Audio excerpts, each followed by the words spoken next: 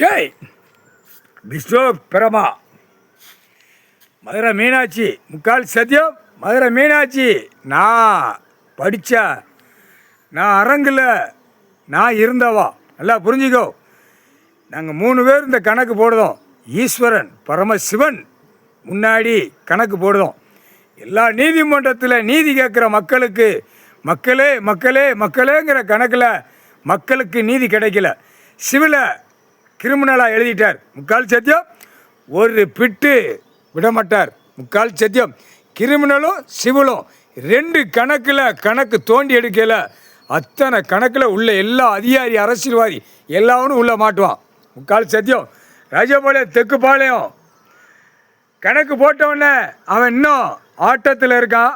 ஆனால் கணக்கு உட்காருவான். உட்கார வச்சு ஒட்ட உருவி அதுக்கப்புறம் தான் 13 செயலரை 13 கம்பியில் போவான். முக்கால் சத்தியம் கைலாசத்தில் போட்ட கணக்கு தப்பாது. புரிஞ்சிக்கோ. உனக்கு ராஜபாளையம் 4 கணக்கில் 4 மோதல் வரும். வராதில்ல மோதல் வரும். மோதல் வந்த விட்டு பார். முக்கால் சத்தியம் மோதல் வரும். அவன் நிம்மதியான தூக்கம் தூங்கிக்கிட மாட்டான்.